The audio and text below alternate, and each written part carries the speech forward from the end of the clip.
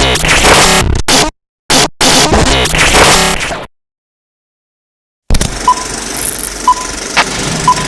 talking to me? ¿Qué tal? Buenas tardes. Bienvenidos a una emisión más de La Miscelánea del Diletante, aquí a través de Blumen Radio. Ya saben, nuestra fanpage de Facebook Blumen Radio y nuestro canal de YouTube Blumen Radio. Por ahorita tenemos la página un poquito parada, pero por ahí va, ¿no? Entonces, ya saben que pueden darle like, compartir para que este video llegue a más personas y podamos seguir adelante con los temas que se nos ocurran, no los que nos digan, no es cierto.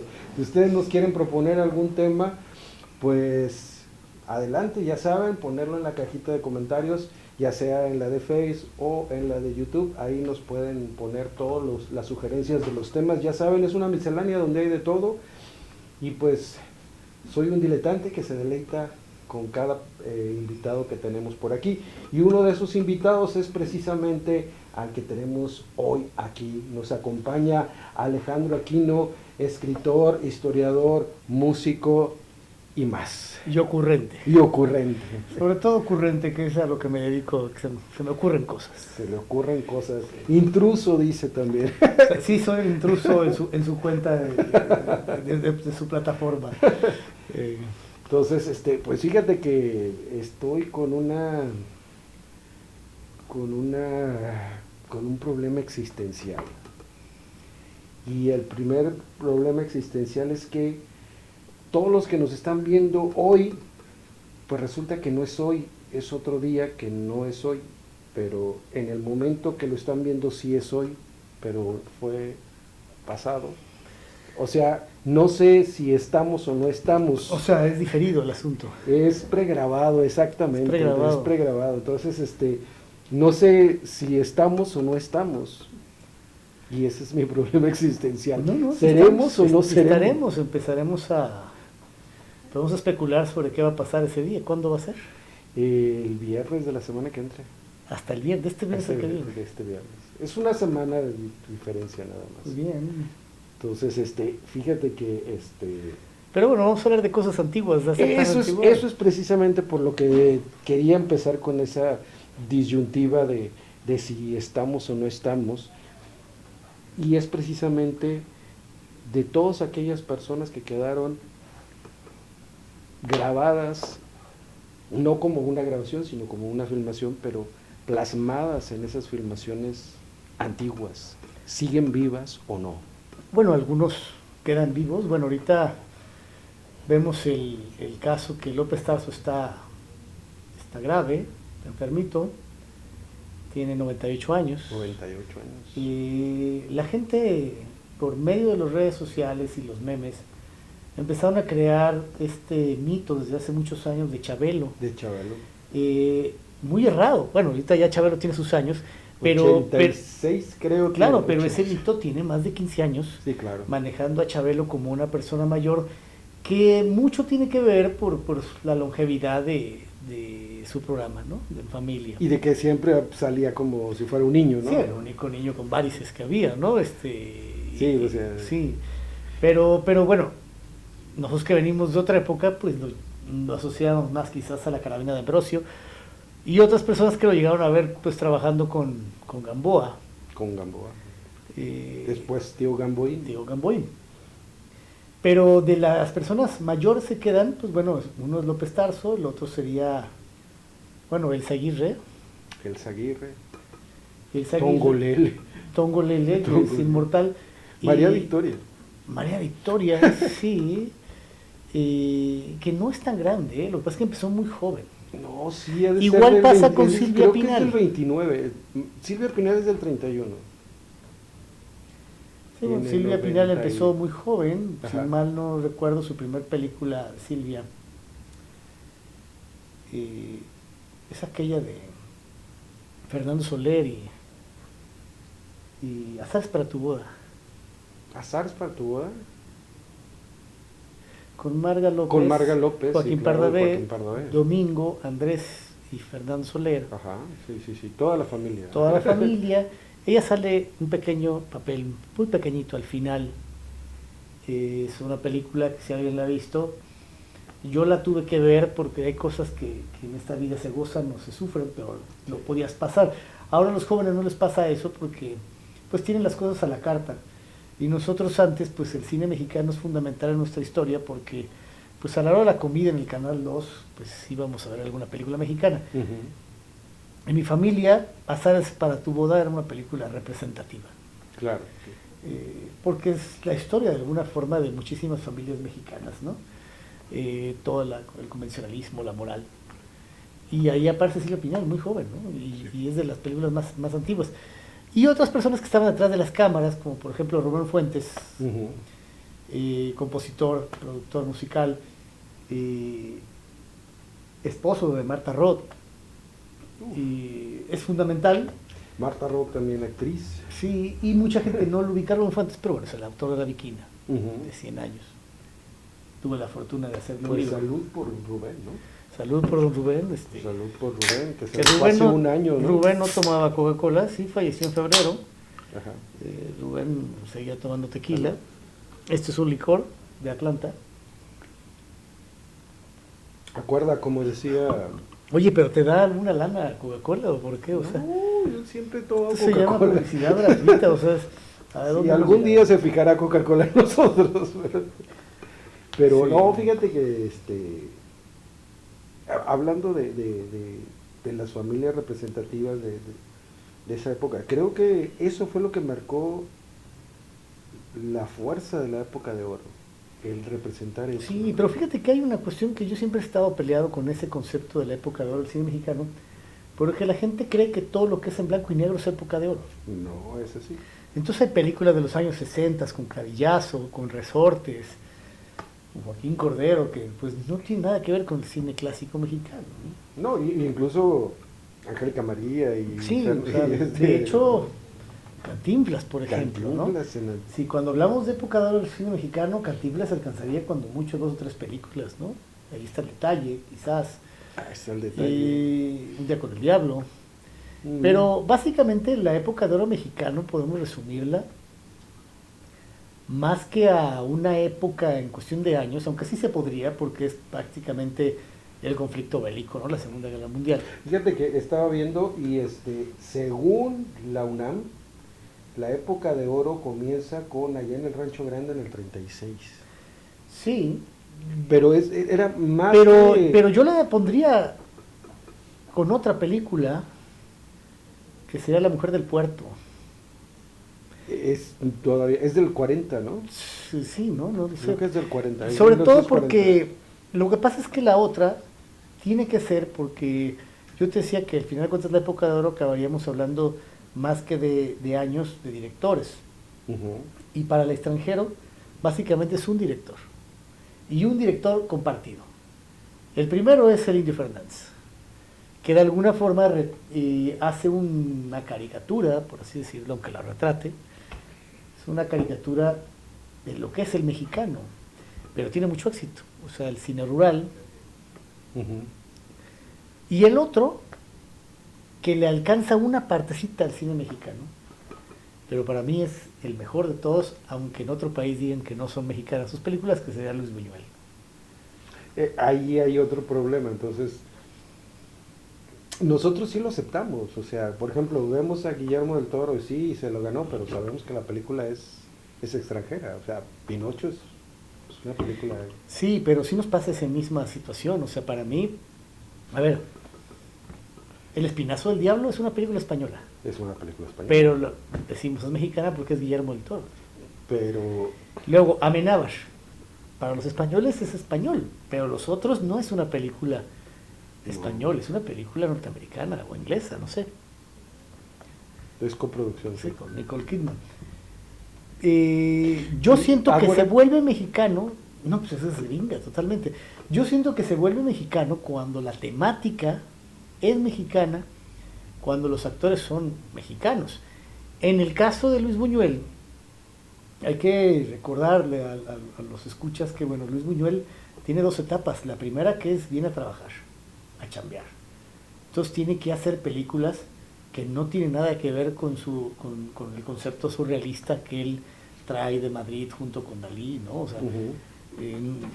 podemos recordar a el Gran Calavera, ¿no?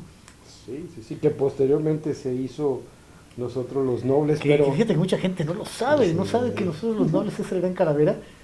Y muy buena adaptación, pero yo creo que el Gran Calavera tiene un punto buenísimo porque si bien Gonzalo Vega era un gran actor, pues ese papel, tenerlo Fernando Soler, Sí, tipo, no que, es. tipo que tiene una comicidad natural, que Gonzalo Vega a lo mejor no tenía.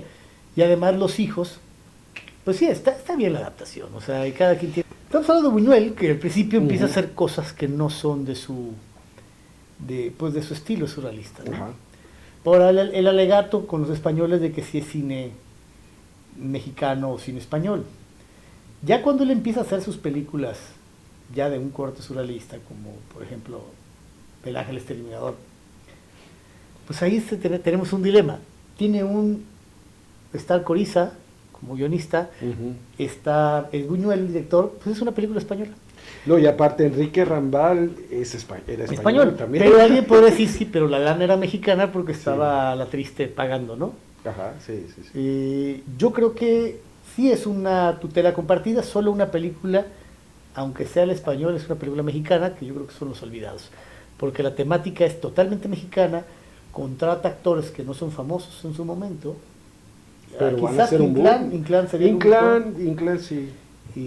Pero bueno, está Eugenio Cobo, que no es conocido en ese momento. Calambres. Y la temática pues te habla de un México muy oscuro, que no es algo que no conociera él, porque bueno, él tiene una película documental que se llama Las Urdes, donde muestra un lado muy oscuro de España, muy sórdido. Pues en Viridiana también. A fin de cuentas, cuando... Sí, pero bueno, es una crítica más religiosa, ¿no? Ujú. No, pero digo, todos los indigentes Sí. que se meten a última hora a hacer la última cena. Sí, pero bueno, al final de cuentas, de todos modos, cuando hablamos de época de oro del cine mexicano, eso es porque nosotros queremos que esté Buñuel, pero el que tiene que estar, pues es el Indio Fernández. El Fernando otro de Fuentes. podría ser Fernando de Fuentes, Gabaldón e Ismael Rodríguez. Ismael Rodríguez. Eso es todo, ¿no? Y yo, ¿para qué considero cine mexicano cuando estaba chico? Bueno, sería todas esas películas campiranas. Ajá, sí. Empezando. Que ese es precisamente con la temática con la que quieren clasificar a la época de oro del cine mexicano, porque comienza con esa explosión de allá en el Rancho Grande. Sí, y bueno, lo importante es que esas películas campiranas hayan evolucionado. Y si uno ya ve María Candelaria, ya es una evolución muy grande porque hay un tema más sórdido, unas actuaciones menos teatralizadas, que eso es una de las cosas que a los jóvenes les cuesta mucho trabajo esas películas porque consideran que están muy teatralizadas. Uh-huh. No es que sean teatralizadas, es que también hay que tomar en cuenta que el lenguaje se ha modificado. Si uno mira las películas de Fernando Soler, de toda esa época, y uno ve las mismas películas, por ejemplo, de Berlanga o Nieves Conde en España, son muy similares. Pero es que... Y hasta incluso el acento es similar. Sí. Y porque ni siquiera es un español, no es un castellano con cortes andaluces o extremeños, sino es el del centro de Madrid. Y es igual lo que pasa con México. Es un idioma fino y cuando llega el momento de estereotipar, pues nos vamos a extremos, como en el caso de Nosotros los pobres, que es completamente Ni estereotipado. habla, mujer, traes puñal. Sí. No, fíjate que tiene que ver también con que pues el cine era joven en esa época. ¿Y cuál era su referente inmediato? El teatro. Entonces, y los géneros iban apenas surgiendo. Y a fin de cuentas, la gran mayoría de las películas mexicanas son melodramas. Y en el teatro el melodrama es exagerado. Y que también tiene que ver mucho con la psique del mexicano. El mexicano es melodramático. Claro. Entonces, se cree bueno o malo. Y todas las películas se llevan a ese extremo. Hay una película, que no recuerdo su director, es una película alemana que se llama Escuela para Mujeres. que es una película rompedora porque directamente está hablando de lesbianismo. Ujú. Aquí en México se hace una versión, Con Evangelina Elizondo. no, creo que es creo que es Iracema de Liano, Sí. creo. Buscar ahí, escuela de mujeres. Y se toma con cierta censura. Ujú. El final, pues la mujer se suicida y no queda claro que realmente era una lesbiana. Circunstancia que pasa, que también le sucedió en España con la película de Viridiana, Ajá. que la idea original era que al final el personaje tuviera un menage à trois con Viridiana y con una trabajadora doméstica. Y para evitar la censura, pues Buñuel lo que hace es que jueguen cartas los tres. Solo viene la alemana, pero no. ¿Cómo se llama la alemana? Igual, ¿no? Sí, es de la escuela de mujeres. Sí, no hay una versión mexicana de hecho es la única versión que se hizo en español, es la Ajá. mexicana. Hay una que es Escuela de Solteras, pero. No, Escuelas Solteras es una película de corte cómico. Sí, esa es la que te digo que es con Evangelina. Sí, no, esa es una película cómica que es del tipo de películas como La Liga de las Muchachas y películas realmente infumables porque era un guión muy pequeño, cortes musicales, la gente cantaba todo el tiempo, no bailaba todo el tiempo. Sí, claro. Sí, pero no la encuentro. Sí tiene que aparecer. De hecho, si tú entras a Wikipedia en esa película en alemán, debe ver su versión en español. Y es esa, con su censura, ¿no? Pero, pues muy pocas veces se toma una temática social dura en Ajá. las películas mexicanas de la época de oro. Por eso es que me atrevo a poner La Mujer del Puerto, porque el tema de La Mujer del Puerto es un tema muy difícil de tratar en cine, ¿no? Tiburoneros también. Sí, también, El Rebozo de Soledad, Susana. que es de Buñuel. De Buñuel. De Buñuel, Susana. Sí. Que es un tema muy común, porque hay varios cineastas en España que tomaron esa clásica historia de un hombre mayor que se enamora de una jovencita y que interpreta a su modo señales que él cree que le están coqueteando y no es así, ¿no? Que curiosamente a Fernando Soler le pasa en 2 ocasiones, ¿no? Le pasa con Susana y vuelve a repetir un personaje similar de interpretar mal las cosas en No desearás la mujer de tu hijo, ¿no? Ujú. Que tiene esa disputa con su hijo, Pedro Infante, ¿no? Que considero que es una película que retrata lo que dices tú, el melodrama. A mí me parece que es una de las películas que tendría que estar entre las 10 mejores del cine mexicano, pero porque tiene tanta dosis de melodrama que la puede ver uno en esta época, juzgándola con nuestros parámetros, Sí. nos puede parecer barroca, nos puede parecer exagerada, ¿no? Sí, excesiva. Excesiva. Incluso, hablando, hay gente que dice que segundas partes nunca fueron buenas, pero creo que para mí, a mi gusto, me parece mucho mejor No desear la mujer de tu hijo que La Oveja Negra. Sí, es como el Imperio Contraataca, Sí, ¿no? O sea, sí. o Terminator 2, o sea, la supera. No, lo que pasa es de que hay más fuego, porque es la culminación del personaje. En la primera, Fernando Soler es un personaje cómico, con lo de Vivianita, a pesar de que hace sus maldades, a pesar de que es uno de los inicios de película más desesperantes que puede haber, ¿eh? O sea, los primeros 5 minutos de la película, o menos, ya odias al personaje. Sí. El problema es que al ser mexicano y ya ha sido tan parodiado, pues no llega, acaba uno riéndose, ¿no? Cuando ve uno ciertas actitudes. Pero a pesar de todo sigue siendo una de mis películas favoritas de toda la vida. ¿Las dos? O... Las dos. Sí, bueno, es que sí se complementan a fin de cuentas. Mira, a mí me gusta más la primera porque sale para mí uno de mis amores. Es muy difícil enamorarse de una persona que está muerta, ¿no? O sea, incluso la llegué a visitar una vez en su tumba, ¿no? Y dices, mira, esa mujer que está ahí enterrada, de viva, era hermosa. Amanda del Llano. Amanda del Llano. Y ella es la principal en esa película. En la segunda ya Amanda del Llano pasa a segundo plano porque se va con Changuerotti, ¿no? Y ya no tiene ese juego, ¿no?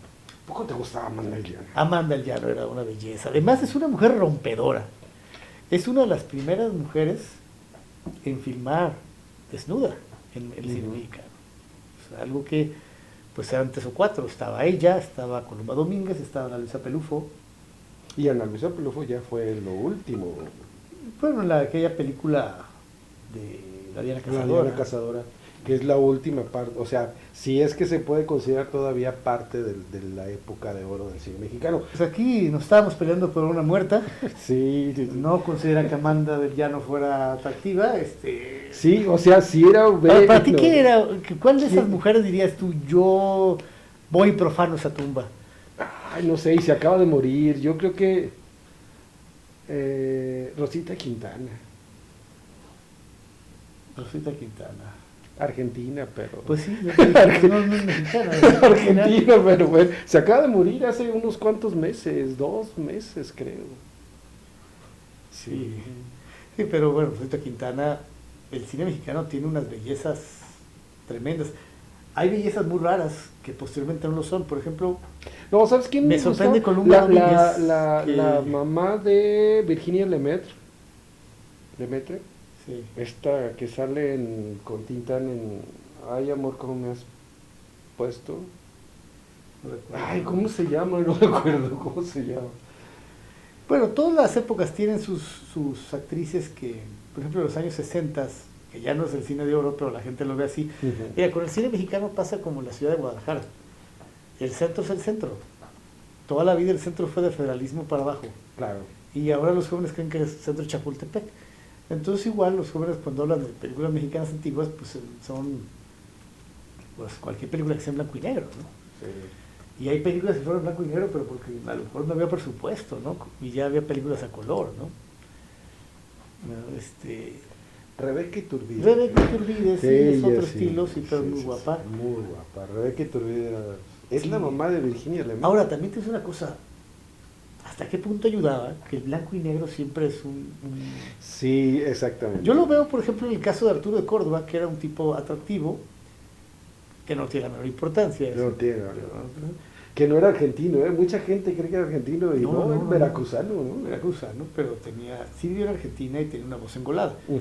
Pero en sus películas ya mayor, el tipo no es atractivo. Hay que tener en cuenta que, bueno, el color ayudaba mucho. Y hay gente que color y blanco y negro se veía bien. Por ejemplo, Jorge Mistral se veía igual bien, de forma. Pedro Infante se veía bien. Pedro Infante es Pedro Infante. O sea, Jorge Negrete, porque decían que era... Pero bueno, lo ideal es de que los jóvenes se pudieran acercar a ese cine Ujú. sin el prejuicio de decir suena teatral, se ve teatral, y ver que sí hay actuaciones soberbias, como también hay actuaciones exageradas. O sea, por ejemplo, para mí un gran actor que no está valorado como tal, que es Pedro Infante, para mí la actuación que tiene él llorando con el torito sí es una cosa teatral, aunque sabemos que en la vida real, para grabar esa escena sí fue una verdadera tragedia, porque Ismael Rodríguez le pidió que se acordara algo triste y se quedó solamente el camarógrafo y él, y tuvieron que parar porque la gente empezó a llorar. Pero sí tiene otras cosas que no eran tan de lágrima, que sí te pueden Y conmover. ahora prácticamente es un meme, el torito, torito. Sí, claro, ese es el problema de que hay cosas que son tan buenas que lamentablemente se convierten en meme. Sí. Eso es lo que afortunadamente Fernando Soler no le pasa. Sus dramas son el de Susana, la escena famosa del columpio, que está viendo cómo la muchacha va. Sube y Sí, baja. y la cara que él Pero pone es ahí, súper erótica. es esa- una esa- cara que efectivamente es una cara de morbosidad, de un tipo que lo hace tan Fernando Soler que no te brinca, no dices, mira, ese es un tipo enfermo, pinche viejito libidinoso. No, es un tipo que se está sintiendo joven otra vez y que se le está olvidando el ridículo que se puede ver, ¿no? Sino que dices, pues, soy feliz, ¿no? Ujú. Y el daño que le va a hacer a su familia y todo lo que sigue, ¿no? Creo que se investigaba más a las pasiones humanas, aunque te digo, sí hay un estereotipo, pero formado por la misma época, por la censura. Y lamentablemente ahora los jóvenes ya no van a tener ese contacto porque pues tienen la diversidad de las plataformas, ya no tienen que sufrir la película en blanco y negro a la hora de la comida como nos pasó a nosotros. Que era lo único que había. Claro ¿no? que vimos pues, la película más mala hasta la película más buena, ¿no? Ujú. Y otras que a lo mejor no eran tan buenas, pero las pasaron tanto que se convirtieron en mitos, ¿no? Y que todavía... Como por ejemplo, ¿cuál se te ocurre que la pasaron, que no era tan buena, pero la pasaron tanto que la gente se... Hombre, hay películas que no eran buenas, pero tenían otra intención. Por ejemplo, a mí me parece, ahora con toda la crispación política que hay en nuestro país, sobre todo con esta gente que quiere vivir en el pasado y piensa que antes de este gobierno esto era Suiza. Sí. Pues no sé en qué mundo vivía. Pues sí, ¿no? pero sí es factible, porque Sí, claro. hay muchos Méxicos, y ese México para ellos es así. Hay una película que a mí me parece una película mala, pero con un significado importante y con 2 o 3 escenas memorables, que es México de mis recuerdos. Es una película cansada, pero Pero a mí me encanta. tú sales con Joaquín Pardavé bailando, y sobre todo esa escena final de Porfirio Díaz partiendo en el Ipiranga y ves a esta sociedad que dice: lo vamos a extrañar, lo queremos mucho, ¿no? Y ahí no se toca si es un dictador o no, ¿no? Sí hay muchas que creo que están sobrevaloradas, pero afortunadamente las que se consideran buenas son buenas porque son buenas. Sí, es que realmente en la época de oro eran contadas las que... Mira, películas que no soporto. Al son de la marimba. Es una de las películas más importantes de la historia del cine mexicano. Éxito en aquel tiempo, y no sé por qué ha de haber muchas copias, pero cómo la pasaban en la televisión, ¿no? Y es muy malas copias, porque sí se ve muy... También mucho otra clips. película que se llama Qué hombre tan simpático. Esa no me acuerdo. Sí, salía Gloria Marín cantando la canción que después fue famosa con Yuri, la de Con el apagón, qué cosa Con el sucede. apagón. Y las pasaban y no sabías por qué, ¿no? Y otras películas tenían una razón de ser para promocionar algo, ¿no? O sea, o una época. Por ejemplo, a mí una película que me parece fascinante, yo que soy aficionado a la historia del fútbol, Los hijos de Don Venancio. Los hijos de Don Venancio. Exageradamente buena. ¿Por qué? Porque te muestra una época, las primeras imágenes bien tomadas de un partido de fútbol entre el Asturias y el Atlante, El Atlante. y te habla de ese momento difícil de adaptación de todos esos españoles que vinieron con la guerra civil, que pues encuentran en el fútbol un aliciente para tener su patria chica aquí, y de pronto aparece un ídolo mexicano que es Horacio Casarín y lo invitan, ¿no? Yo creo que es la primera vez que empiezan a invitar gente que no es actores, Sí, solo para que estuviera ahí.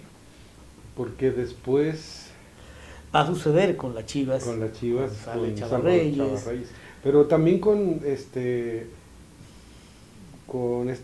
Capilla, el clavadista, ¿En cuál sale? en una película, no me acuerdo cómo se llama, Joaquín Capilla. Ay, ahorita te digo en qué película sale Joaquín Capilla.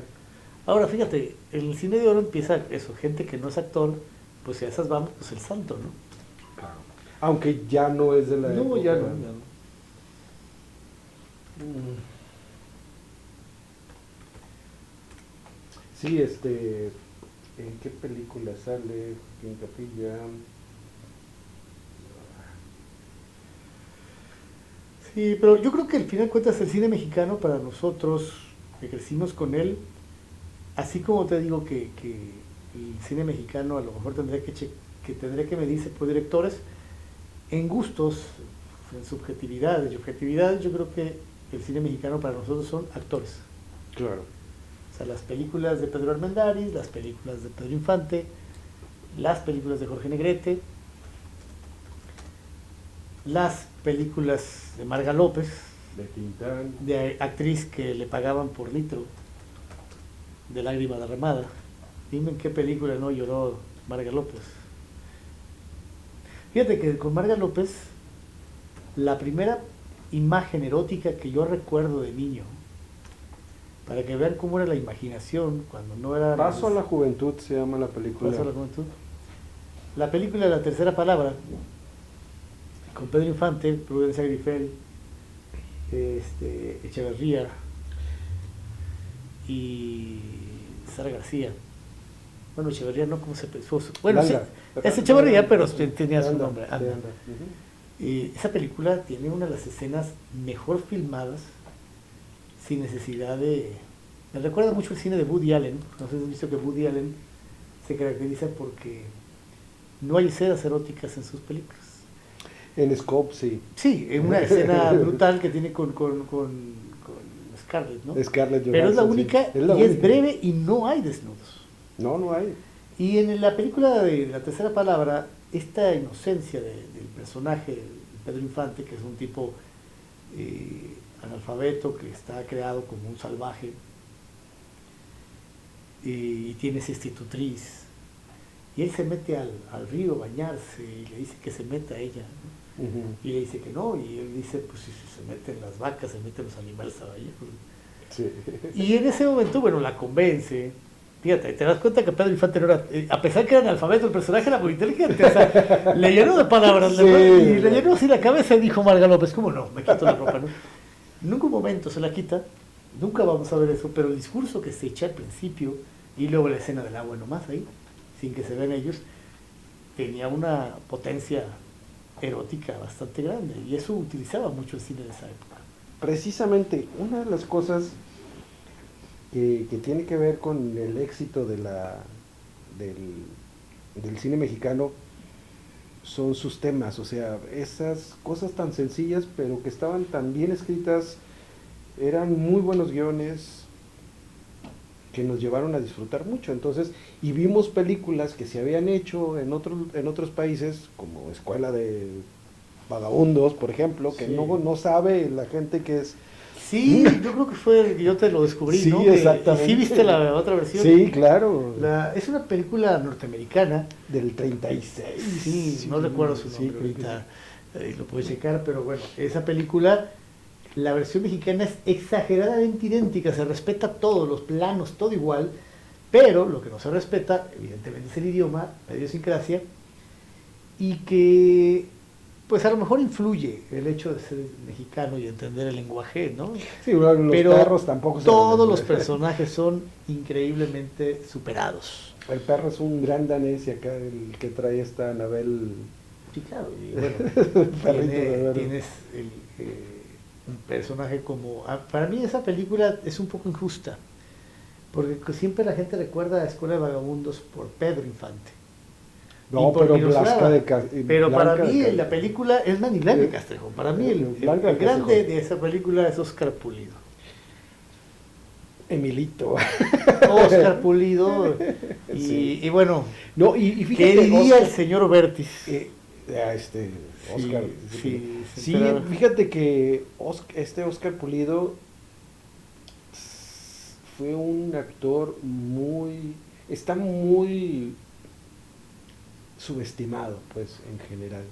No lo reconocen así como un grande de esa época. Sí, ¿no? Y fíjate qué películas del cine mexicano que pasan desapercibidas y resulta que en el extranjero son catalogadas como un clásico, Ujú. sobre todo en Europa del Este. Europa del Este sucede algo muy curioso tanto con el cine como con la música. La gente no tiene idea de que la música mexicana y el cine mexicano sea tan querido en Croacia, en Serbia, en Macedonia. Con la antigua Yugoslavia. En la antigua Yugoslavia. Tito hacía sus... Se llevaban las cosas allá y Sí. una película que allá es un clásico y está considerada como una de las mejores, es una versión de otras películas basada en un libro, que es la de Crimen y Castigo, Ajá, que la versión mexicana es con Roberto Cañedo, sí. prácticamente desconocida en México, no es una película que la gente recuerde, pero es una de las mejores películas del cine mexicano. Y eso es lo que te iba a preguntar precisamente. O sea, en México, la gente lo ignora, pero en México se hicieron películas sobre libros. Hay Sí. una versión de, por ejemplo, Los Miserables, La Perla, La Perla, Steinbeck, El esqueleto de la señora Morales. y tenemos El esqueleto de la señora Morales, también tenemos de Usigli, Ensayo de un crimen. Ensayo de un crimen. Eh, Bueno, sí, bueno, eso es una tradición que el mexicano Sí, sí. siempre tuvo. Hasta el Conde de Montecristo. Fíjate que, pero eso es Argentina, ¿no? No, es... La versión de Arturo de Córdoba ¿Arturo es Argentina? Es Argentina. Él hace 2 películas en Argentina, es esa y una que se llama Dios se lo pague, Sí, con claro. un guión muy, muy curioso, una persona que pide limosna y se hace rico pidiendo Sí, limosna, ¿no? sí, sí. Que posteriormente va a ser esta Verónica Castro. Muy mala Bueno, sí, la película. Muy mala la película. sí, es muy difícil cuando se toman eso. Ahora, el problema es de que a veces las películas eran tan buenas que se repitieron una cantidad de veces, o sea, en la misma película, ¿no? En el caso de Pedro Infante, o del mismo Arturo de Córdoba, tenemos con Arturo de Córdoba una película que también es una película norteamericana, que no recuerdo su título, en Estados Unidos, pero en México era Mi esposa y la otra, con Marga López, Ramón Gay y Arturo de Córdoba, Ramón Gay y Marga López. Un trío que incluso hasta a nivel personal era muy interesante, ¿no? Porque sí hay un romance entre los tres, muy peculiar. Pues esa misma película, posteriormente, la va a hacer Mauricio Garcés y Sadi Kamalich, simplemente llamada La Otra, ¿no? La otra. Y hablando del mismo Mauricio, pues no, tenemos la película de la El misma creador, escuela el la escuela de vagabundos, que es el creador del creador. O el mismo, la otra película de Pedro Infante, que es El Inocente, que también está basada en una película norteamericana, la hace con Silvia Pinal, y posteriormente sale la de Alberto Vázquez, ¿no? Alberto y Angélica María. Angélica María. Que ahí lo curioso es que respetaron mucho los diálogos, ¿eh? Sí. Los diálogos son los mismos, la diferencia es de que Alberto pues tenía el carisma de un semáforo, ¿no? Sí. Comparado a Pedro Infante, ¿no? Sí, o sea, claro. es insuperable la escena del baile de Silvia Pinal y Pedro Infante. Sí, Pero los diálogos son el mismo, ¿no? Todo Los es nombres. dificilísimo, Mané. Mané y... No, pero sí hay un... Cuthberto Gaudaza, Gaudázar. ¿no? Cuthberto O sea, Gaudázar, sí. es un nombre tan malo que es bueno. Sí. Se queda para toda la vida. Cuthberto Gaudázar, ¿no? ¿Qué le decían Cruci? Cruci. Sí, para que no se da tan Sí, feo. sí, sí, sí. Sí, sí hay muchas versiones. No, incluso en la misma época de oro, digo, en ese mismo, todavía creo que le tocó, ahí está el detalle, y viví yo desde chiquillo con Manolín Chilinsky. Cuando Chilinsky tiene la bronca con Cantinflas, se va con Manolín y hace esa película de Viví yo desde chiquillo. Sí, y hay algunas que se repiten indirectamente, como por ejemplo la de Máteme porque me muero, Quiéreme porque me muero. Y pues se da la casualidad de que la película de Espérame en Siberia, que es de Jardín Poncela, pues es prácticamente la misma historia, ¿no? Sí.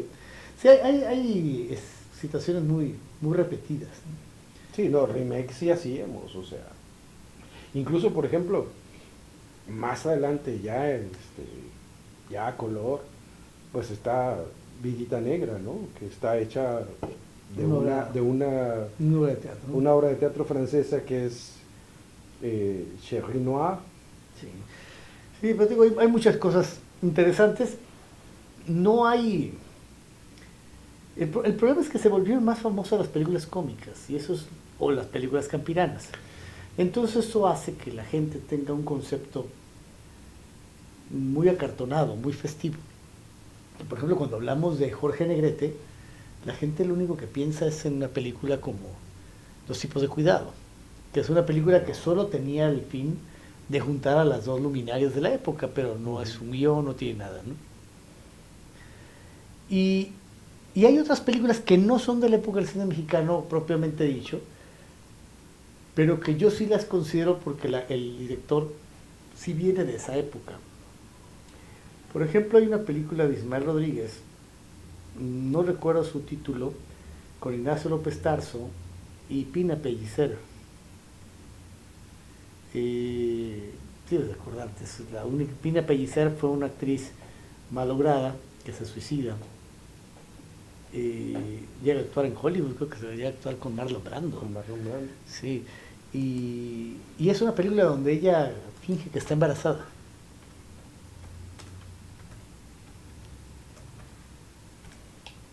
Y es de ese director, ¿no? En el caso de Ismael Rodríguez, pues también, digo, del Indio Fernández también tiene sus películas, ¿no? Sí. No sé cuál sea. Pero como digo, al fin de cuentas, todo se hizo reduce. películas en Italia también. Sí, bueno, pero Pina Pellicer es la única que ponle Pina Pellicer y López Sí, Tarso. pues, sí, es que me sale. Solo saldrá esa de. Sí, es de Ismael. es mexicana, pero trabajó en Italia y trabajó Sí, Pina. con Marlon Brando. Pero fíjate, ese es un punto que deberíamos haber tomado, que era tan importante el cine mexicano y ciertos actores tuvieron tanta fama, que uno piensa, sobre todo los jóvenes, dicen, ay mira, Salma Hayek triunfó en Hollywood, Gael está triunfando en Hollywood, Diego Luna sale en las películas de Star Wars, pero momento, en aquel tiempo ya tenemos actrices y actores que habían triunfado en el extranjero. Claro. Caso peculiar el de Dolores del Río, que triunfó primero en el extranjero. Tenemos a Pedro Armendáriz, que incluso actúa con Que ahí sale en Macario. Sean Connery. Ah, sí, sale Macario. Sale en Macario. Tratar de concluir, vamos a tratar de aterrizar todo porque pues estamos como aquel programa que íbamos a hacer, ¿te acuerdas de Descansamos los lunes con Carlos Ibarra? Sí, o sea que no tiene una coherencia, ¿verdad? No vamos a juntarnos aquí a platicar. No, bueno, la cuestión es que nos gusta el cine mexicano, crecimos con él. Uh-huh. Y son esas películas que vamos a ver muchísimas veces y no nos cansamos de verlas, ¿no? O sea, así es. A pesar de que el guión lo conoces, pero conforme pasan los años, uno de los puntos que yo le debo agradecer al cine mexicano es que me permitió viajar, no solo en el tiempo, sino conocer ampliamente la Ciudad de México. Una de las peculiaridades que tiene la Ciudad de México y que Guadalajara no tiene. Guadalajara es una ciudad que históricamente nunca se ha cuidado su patrimonio histórico. Decimos centro histórico cuando pues hicieron la cruz de plazas, tumbaron casas o se abrieron avenidas. Y si ustedes ven películas mexicanas, pueden distinguir perfectamente locaciones que existen. Que todavía existen. Que existen perfectamente, ¿no? Desde la Plaza de las Conchitas en Coyoacán, donde se hicieron películas como Ensayo sobre un crimen, Tizoc. Y tenemos pues lo que es la colonia Roma y la Condesa cuando iniciaba, y muchísimas películas, y ves esas fincas Art Deco, Sí. y que las podemos ver en la actualidad. Por ejemplo, esa película de Un rincón cerca del cielo, pues fue filmada donde estaba, cerca de la Alameda, ¿no? Ya no está esa parte, pero ubicas perfectamente toda esa zona. Esas cosas te permitían que cuando uno de provincia, pues Sí. llegabas al DF y dices tú, mira, aquí se filmó sí, esto, exacto. ¿no?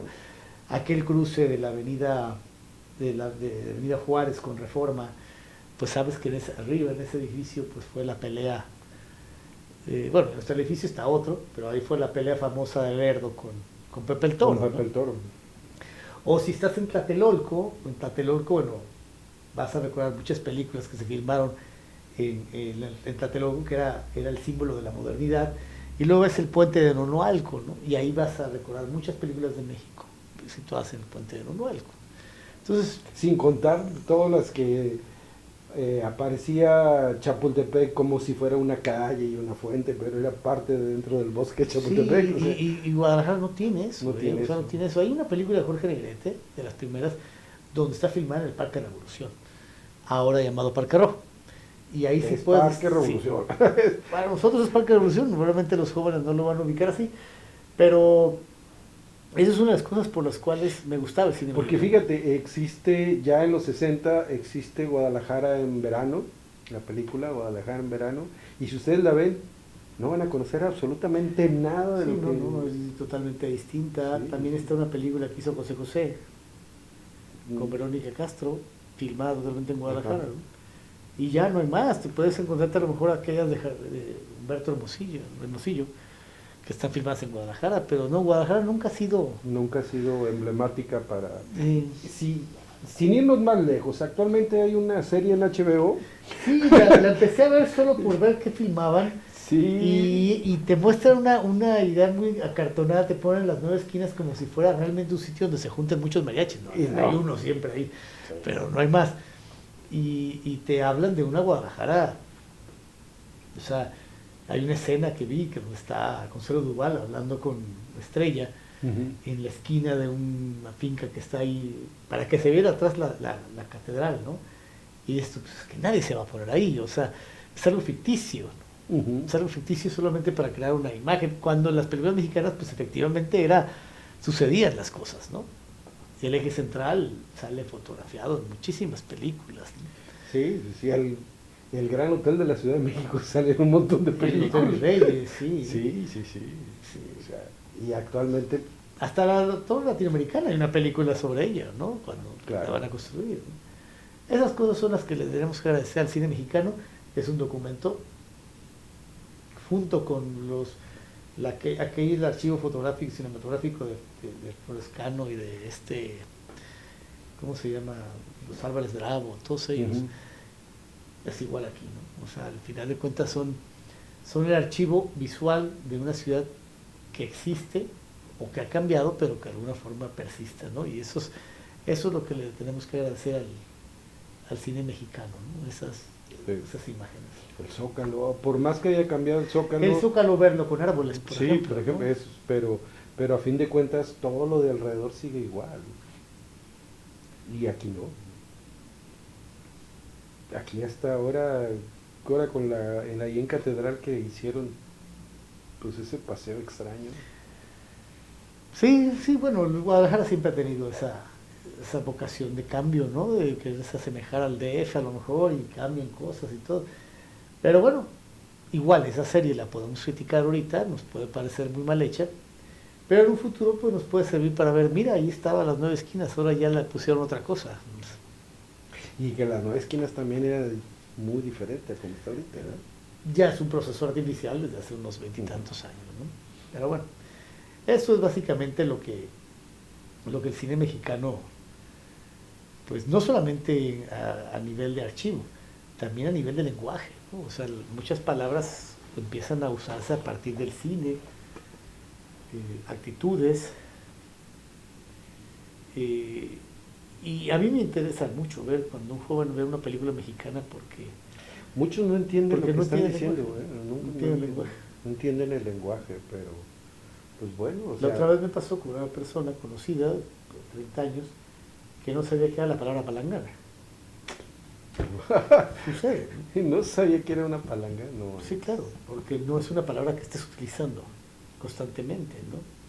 De hecho, una vez me pasó, y por eso les puede sonar teatral, somos nosotros de otra generación y, por ejemplo, nosotros utilizamos hablar los participios.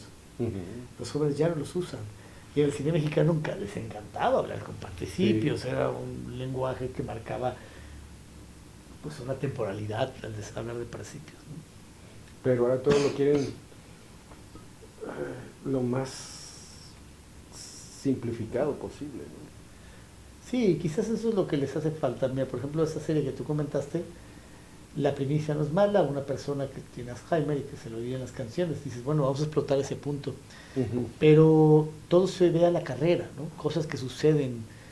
Y ponle que en el cine mexicano no se estudiara mucho la personalidad de los personajes, pero por lo menos recurrían a un estereotipo y lo explotaban el cansancio, ¿no? Ahora a veces sientes que falta esa sustancia. Yo te lo digo, cuando la empecé a ver dije, no entiendo la premisa, o sea, sí, o sea, pero todo lo que llevaba alrededor. Imagínate esa serie. A mí me hubiera encantado que esa serie fuera, que el personaje de pronto se encuentra a la niña de la mochila azul, ya convertida en una señora, por ejemplo, ¿no? O sea, ¿no? Pedrito Fernández se encuentra en la mochila azul, ya una mujer de 50 y tantos, 60 años, y todavía tiene los ojitos dormilones, ¿no? Pero porque a lo mejor tiene cataratas, no sé, ¿no? No sé. Pero, en fin, pues ¿qué conclusión llegamos? Vean cine mexicano. Sí, y fíjate, acá ya como colofón, si tú me preguntas para mí cuál es mi época que yo considero la época de oro del cine mexicano, serán los 70s. ¿Los 70? Sí, porque en los 70s tiene muy mala fama porque están las películas de ficheras. Y a mediados Sí, ya para hacer. pero dentro de los 70s vas a ver unas obras de arte como Pero es que está el cine social El Castillo de la Pureza, sí, El Apando. el Principio, La Choca, Canoa. Canoa. Entonces, ves esas películas, dices... Sí, Las Poquianchis. Las Esas. Poquianchis. Y otras películas que quizás no tuvieron mucha fama, ¿no? Y hay una película que no es de los 70s, creo que sí, final de los 70s o principios de los 80s, que se llama Lo importante es vivir. Es del principio de los 80s. Y me parece que es una obra de arte y es completamente olvidada, ¿no? Sale María Rojo, Gonzalo Vega, creo que es Gómez Cruz o Murayama, no sé, pero sí, es un tema importante. Hay muchas películas hay una película que no recuerdo su título, a ver si tú te acuerdas, de los 70s con José Alonso, creo que es Blanca Guerra o Hilda Aguirre. Y hay una con Blanca Sánchez, creo que me estoy confundiendo, porque ahí son temas muy parecidos que tienen que vivir con la suegra y está Carmen Montejo. Sí, ya sé cuál es. Y son películas muy, muy buenas. Lo que pasa es que sí era un cine oscuro, no había música. Sí. Yo creo que sí, en los 70s a mí me gusta mucho el cine, me parece. Es que es un cine muy social, Muy social. o sea, muy fuerte, ¿no? Pero sí, o sea,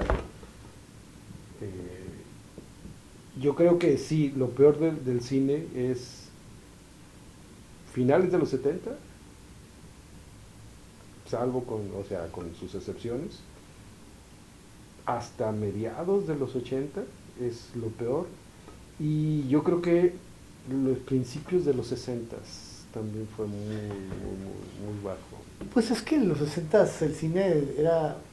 El problema es que hubo un momento en que tanto el cine y la industria musical se hermanaron. Entonces el cine no era otro espacio más que para promocionar a ciertos artistas musicales, ¿no? De todos, o sea, desde rancheros hasta... Claro, entonces era muy cansado porque eran películas donde la mitad eran cantadas, ¿no? Y no pasaba absolutamente nada. Y otras, pero tenían la finalidad de mostrar a los actores famosos de la época. Es lo que sucede a principios de los 60 con el rock, ¿no? Gente como César Costa, como Enrique Guzmán. Sí. O sea, salvo una excepción, una película que creo que se llama La Edad de la Violencia, que sale Manolo Muñoz Y César Costa, ¿no? y Oscar Madrigal, y creo que matan a Manolo Muñoz, ¿no? Ajá, sí, por lo menos hay un drama, ¿no? Pero también está tipado como la juventud, está pecaminosa, ¿no? Es lo peor. Es mal, ¿no? Pues bueno, hemos llegado al fin, vamos a tener que agendar otro día, que tengamos que venir ahora sí ya con un guión. Sí, un guión, ¿no? Porque, no importa, a la gente le gusta que estemos hablando así que pues muchas gracias por haber venido, Alejandro. Entonces, ya lo saben, búsquenlo ahí en sus redes para que compren sus libros, discos y demás eventos que pueda participar. Entonces, pues nos estamos viendo, muchas gracias por estar aquí con nosotros. Y bueno, pues espero yo a finales de abril venir a visitarte pues promocionar un libro justamente de cine, de un personaje famoso de cine, que bueno, todavía no decimos, pero sale el 21 de abril. El 21 de abril. Entonces, después del 21 de abril, ya sabrán la historia del libro. Bueno, pues muchas gracias y nos estamos viendo para la próxima.